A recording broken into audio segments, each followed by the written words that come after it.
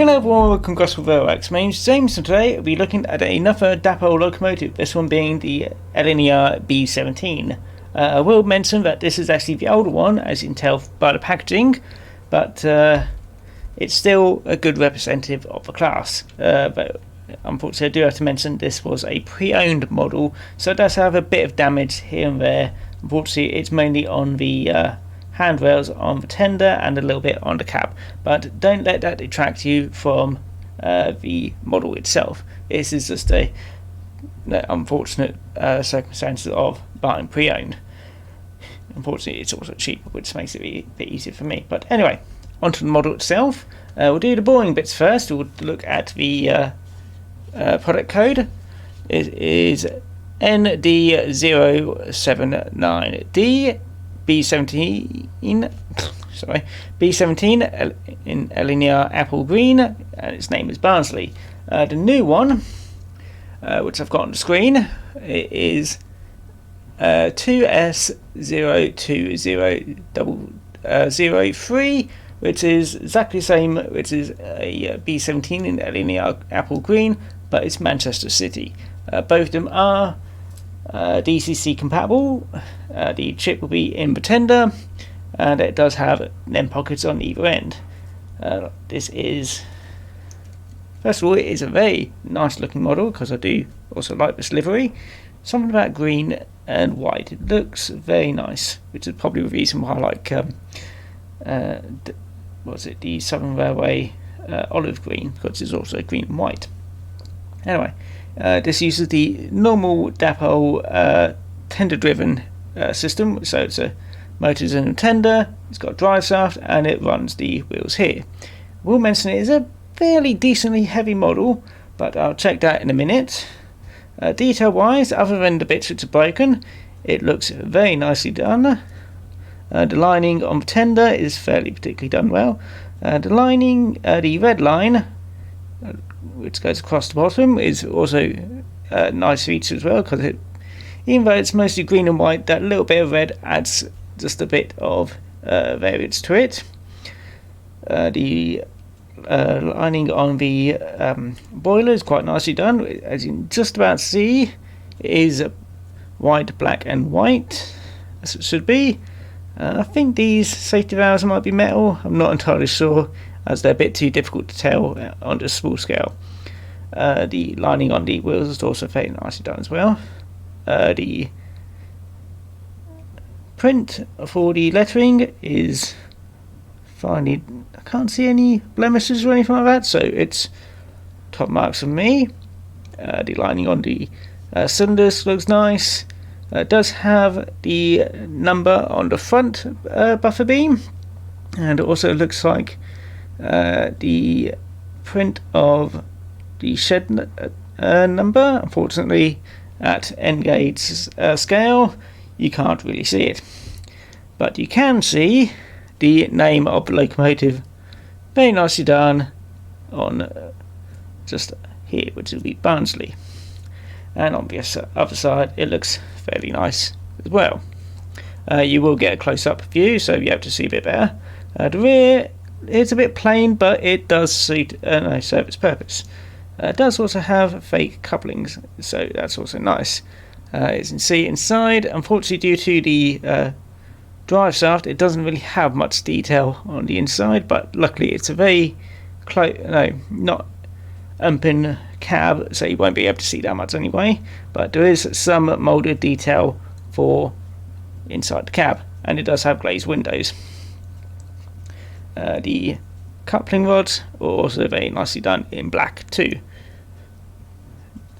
Doesn't look particularly plasticky or anything like that. The coal does look plasticky, unfortunately, but considering that's where the motor is and also DCC chip, it's a trade-off, unfortunately. But yes, like I said, this is an older model, and it did actually take me a little while to find details of the newer one. Luckily, Hatton's does have a product database, and it does tell you stuff about it. So it's a DCC 6 chip inside. Get that loaded up to tell the weight. If it's anything like my other Dapol locomotives, you will need a fairly small DCC6 chip. And the weight is 87.7 grams, which is over 3 times a Mark 1 coach. So that should give you a decent amount of running power. Let's have a quick look and see if it's got any traction tyres. It does not look like it has any traction tyres. So that's a good point as well. It should have, from what it looked like, it will have pickups on all 6 driving wheels, and it does look like it should have pickups on all 6 tender wheels. So that's a lot of picking up. So it shouldn't have any issues going over dead frogs if you got any. But I haven't got any anymore, so that should not be a problem. One thing which I did notice while running, but I'll tell you later, it's a bit noisy, but again, it's the older model. Anyway, I'm going to stop talking about the axle model, and then so you can have a closer look, and I'll tell you a bit more about the axle locomotive it's based on. So I'll see you in a bit. The London and North Eastern Railway Class B17, also known as Sandringham or Footballer class, was a class of 460 steam locomotive designed by Nigel Gresley for hauling passenger services on the Great Eastern Main Line, with a total of 73 built. By 1926, the former GER B12 class locomotives were no longer able to cope with the heaviest express passenger trains on the Great Eastern Main Line between London and Cambridge, Ipswich and Norwich. Yet Gresley was unable to use his larger classes due to severe weight restrictions on the line. The requirement for a lightweight yet powerful 460 proved to be difficult to achieve. 10 locomotives were built by the North British Locomotive Company, which were allocated for running numbers 2800 to 2809. 5 further orders were placed with Darlington Works between December 1928 and March 1935 for a further 52 locomotives to be delivered between August 1930 and June 1936. A final batch of 11 were ordered from Robert Stephenson and Company in February 1936 for delivery between January and July of 1937, resulting in a total of 73 B-17s built. Among enthusiasts, the class was referred to as footballers, as several members of the class were named after football clubs. None of the class, however, has survived into preservation, but a few of the football clubs were presented with the nameplates after the locomotives were cut up. However, an operational locomotive is being developed by the B17 Steam Locomotive Trust, with parts donated from the cancelled non-operational replica by North British Locomotive Preservation Group. Right, here we are on the layout, and the B17 is sat there nicely waiting for us. One thing to point out is how much the model cost. For my exact B17, I probably paid, wouldn't surprise me, I paid about £80 to £100. I may have paid a bit more, I don't actually remember all that well. I'm hoping I actually paid a bit less because of the damage on it. But retail price for the new version is £110 to £120 from what I can tell. It does, make sure it's sounded nicely. It does look like that they have stopped producing them at the moment, so it's what you can find. It does look like from Osborne's it was £110, so take that as a rough guide point. Anyway, let's test the slow speed, and hopefully I have got it set nicely on the layout properly. The old version does take a fair bit of power to get started, but it does seem to run fairly well for an old model. I don't think this has the super creep motor in it, from what I can tell. It's a bit noisy, but I think most Dapol locomotives are noisy.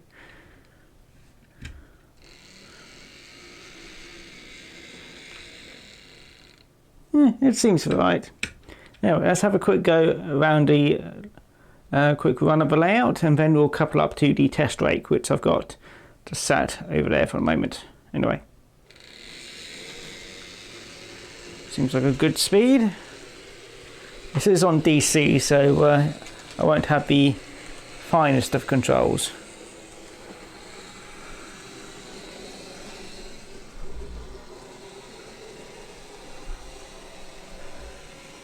I did try to test this earlier, but that was on the outside line and it got a bit caught on some scenery. So yeah, inside. But it does give you an example of it going around a sub radius 2 circuit. And it seems to be quite happy going around.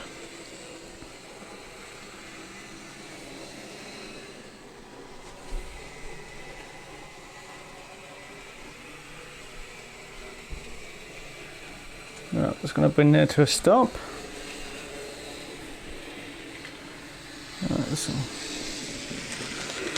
So I need to move it all the way down there, just past the point, and hopefully I can do this properly. So stop you for now. Right, if I've done this right, move you over,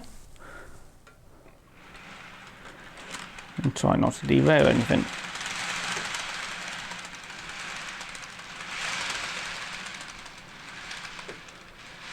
Right, I'll just change these points back, else I'll forget. So yeah, I'm going to move this a bit closer towards me, because my arm's not long enough to reach the controller. So yeah, here we go. Hopefully it'll couple up quite nicely. That seems good enough for me. And as I thought, it would have no issue pulling 8 Mark 1s. Now 8 Mark 1s being 8 times 25, because each one of these is roughly about 25 grams. So this is 200 grams of coat. And considering that the B17 is 87.7 grams, it's just over double its own weight. And as you can see, it has no issues. Considering it has no traction tyres as well, I think it's it's doing quite well. Quite happy with it.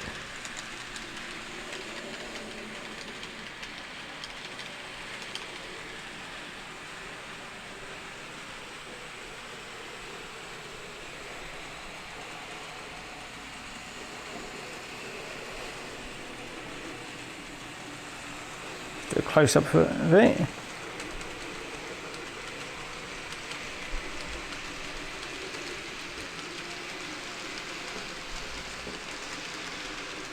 Yeah, I'm happy with that.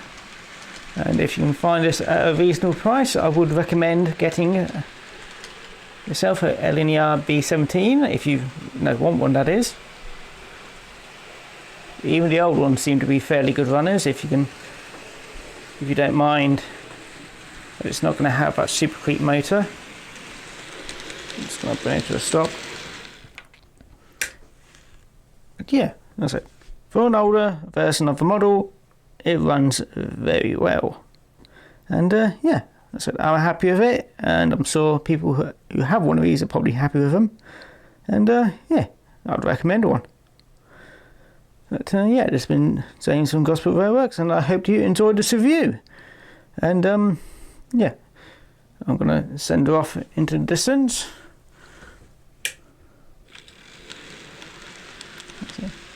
So I hope you enjoyed the video, and I hope to see you again next time. So feel free to subscribe, comment and like, and if you know the other nice things. And yeah, see you again next time. Speed up a little bit. Yeah. Take care now. Bye bye.